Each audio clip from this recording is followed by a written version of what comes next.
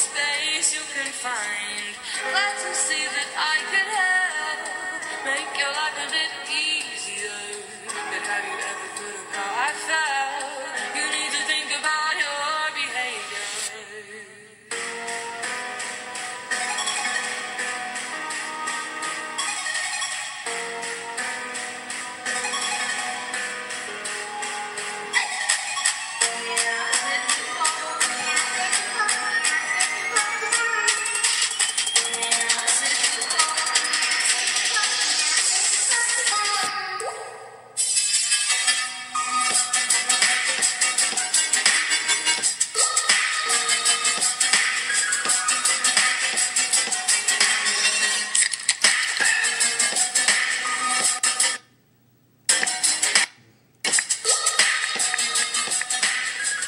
Oh, yeah. I like that.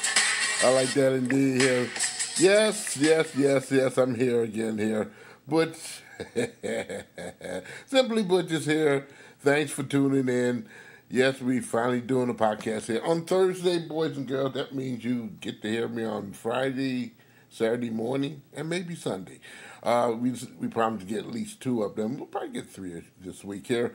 I'm glad to be with you at some long engagements this week and a whole heck of a lot of stuff last weekend with the Grand Prix going on and a lot more. We'll kind of touch on that before we get on off the air here with this particular ordeal. Our Detroit Tigers are playing right now. The Boston Red Sox, they're about ready to throw the first pitch. And that's all I can say. The Red Sox and the Detroit Tigers in Boston. Tigers will be coming home for a series. Yes, indeed. I do believe the Cleveland Indians. I think, yes. Okay. They'll be coming into town. And it'll be Negro League. Read my script here. It'll be Negro League weekend. Okay, got that. Not on the air for long. I've been on the air almost every doggone day. I'm tongue tied right now here, but hey, maybe it's the enthusiasm. I'm glad I'm doing this podcast here. The Negro League weekend here, all weekend long here. Get on down, enjoy the festivities. Free hats on Saturday here for the first 10,000, and also the banks on Sunday for the kids. You don't want to miss that, do you? Come on, you don't. Tell me. The Golden State Warriors beat the Cleveland Cavaliers 110-102 in game number 3 of the NBA Finals on Wednesday night to move into within a victory of getting the brooms out and saying the word SWEEP, sweep. However, that task is going to be a lot more harder than it may be seen. Although Kevin Durant did not give a care, he scored 43 points and really set up some fantastic shots and also played magnificent defense, especially on LeBron James. He started the tables rolling and kept it going, especially when he had that long three-pointer within the final minute. And that was a long sucker, but confidence is a good thing here. He made that bad boy. That was the end of the show right then and there. However, Friday night's another night here. Cleveland will get into play. They'll be probably giving their maybe they'll put someone out there that really get some havoc going here, because this is bad, sweet LeBron James. And he, not to take away from what he has done for this particular team. It's just that he has not had a supporting cast. And that's all I can say about that. From this point on, I'm quite sure that supporting cast is going to show up Friday night. It might be a nice little set. A couple. Friday night. That's a game that I do not want to miss, okay? Speaking of games, the Washington Capitals here. The D.C., put that there. Washington, D.C. Capitals are almost there. They're flirting with an ideal. The first ever Stanley Cup in 43 years of existence. Never mind who's going to be the most valuable player and all that other good stuff here. Boys and girls, the Las Vegas Knights need to do an expansion team. Put together on some draft picks and some goodies and what other teams did not want. And this is what we have here, a championship matchup against an expansion team and a team that have been together for 43 years and never won. So they both have one thing in common, they not won the Stanley Cup. But I still say the Golden Knights have a little bit of something in them, and hopefully they show it tonight or their season's over, but it doesn't take away from what that particular team has accomplished, bar none. You get some people together, I don't care what they are, who they are, and they have that heart and that stability of trying to mix and match and bond together in one special unit, the winning of showing their best of their ability and what their expertise is. Anything can happen. And it did for that team has raised up a town because they didn't have a Major League Sports team until that particular team came into play. Now they have the Aces, okay, of the Women's National Basketball Association. You know, that's a cool thing. Bill Laimbeer, the coach. And also, upcoming, Oakland Raiders moving to Las Vegas. That ought to be a good one here. One of the prime stadiums that, you know what, you just got to see to believe. Matter of fact, on this day, 1997, on this day, Detroit was having a party around about 10 o'clock at night because they swept the Philadelphia Flyers and won the Stanley Cup. That began that little reign of terror that the Detroit Red Wings gave to the National Hockey League and their friends. Really. That was a good time in the old town of Detroit. Yeah, it really was. Hopefully those days get back here really quick here because I miss them. I miss them so. We got to go out of town to see a Stanley Cup or NBA Final. Come on, I'm home cooking here. Okay, Detroit Pistons have been in the news maybe 2 or 3 times this week here. It's only Thursday. But I'm expecting sooner than later the Detroit Pistons are going to have, and Ed Stefanski, the head of the process of bringing in some coaches such as Bernie Bickerstaff and Jim Lynam to help him out with the process of picking a coach that can get it done. It looked like it's boiling down to Dwayne Casey. Of course, many of us knew that when that name came about and he was available, there's no reason, and I don't know what, that you don't run and try to get this guy here or at least have a conversation with him. They've had 2. I'm quite sure the second one upcoming here, and I think it was today, if I'm not mistaken. They have not made any announcements or said selling, but right now the papers are really saying that's right. I'm not saying because I've not received an email or anything from the Detroit Pistons. It could be ongoing. I'll check it while we're on the air today if we have time to do that there. But no news have came in effect of Dwayne Casey, which I'm expecting he's going to get the job. Everyone's pulled out. Beeline has pulled out. Those are the 2 closest coaches they really wanted that were very much so interested in. Beeline, this would have been his 3rd time, but he pulled out of going back down there saying, hey, look, he enjoys Michigan. It's been great, here. I don't want to go right now professional. Of course, I'm quite sure somebody from the University of Michigan promised him $1 million raise if you just don't go back. And he got that, too. So they at the University of Michigan announced that he received an extension with $1 million raise. So $3 million something, $4 million something. That's called business. Casey's going to have some good players to corral and get them to play a 48-minute game, which was not really much so possible with Detroit Pistons last year. Again, I'm not saying in the past that you have a bunch of bum players. Detroit does not have that. I'm sorry. That's never been the problem here in the city. Even the players they have gotten rid of or whatever it may be, for whatever circumstances it may be, they have some premium players here.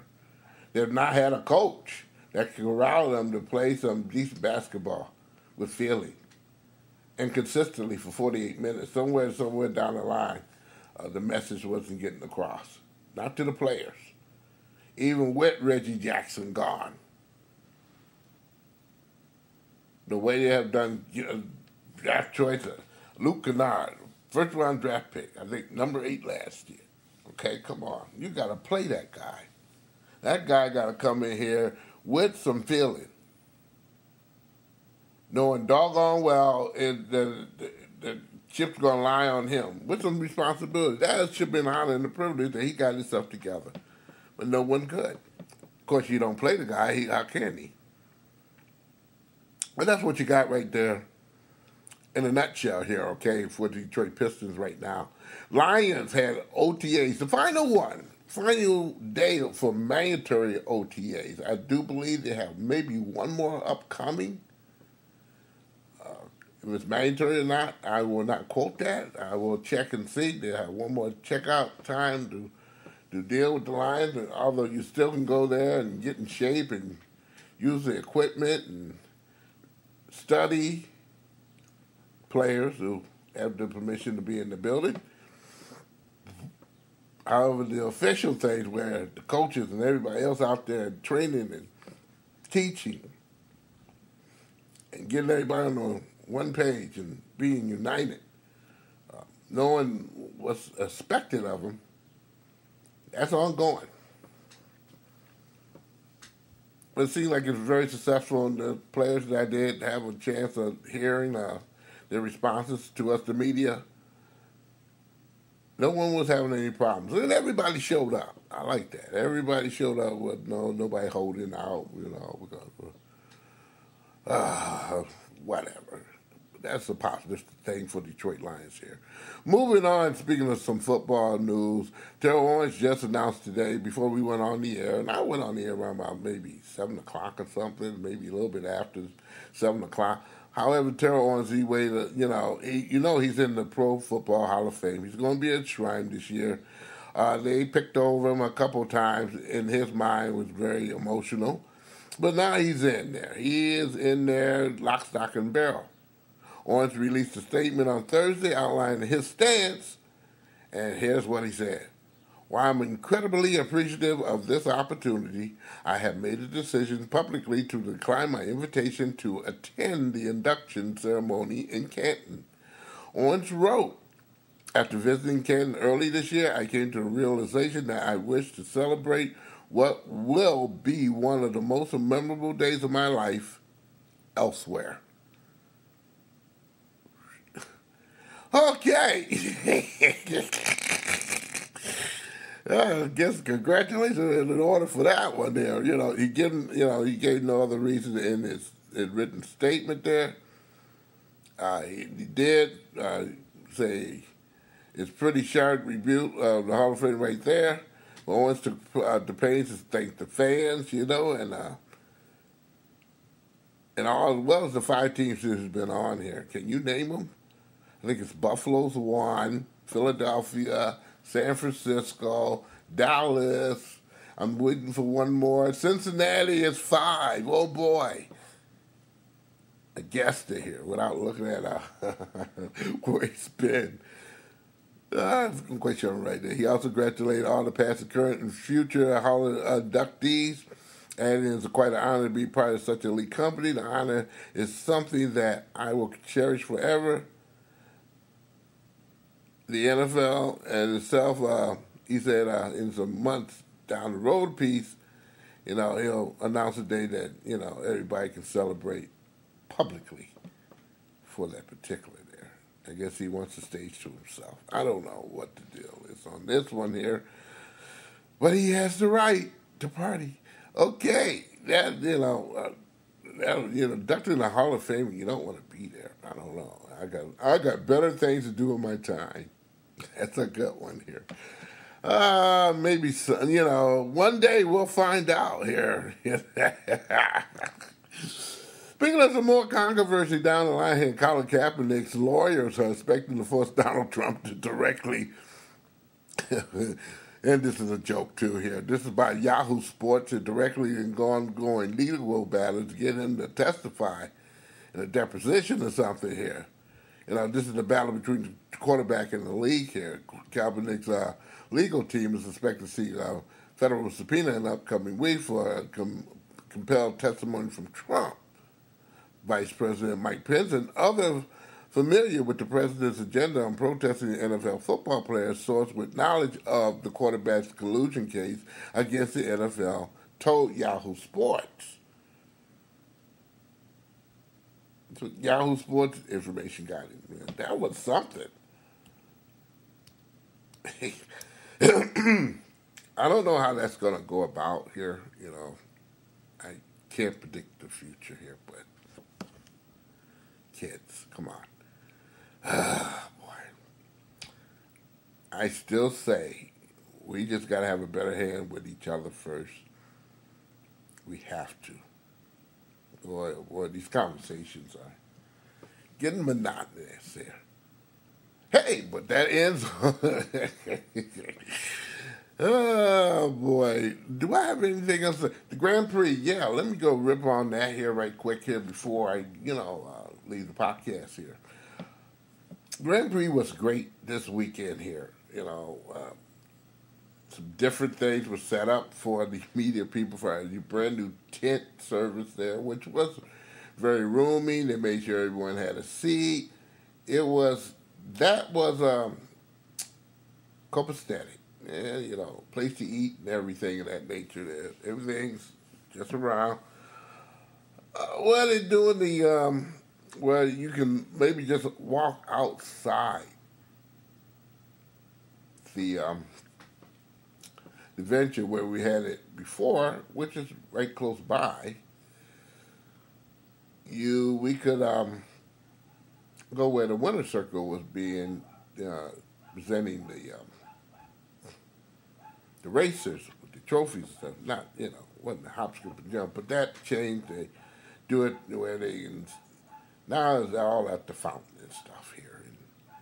Which you got to hike certain many minutes to go over here and do this and do that, and what can you do?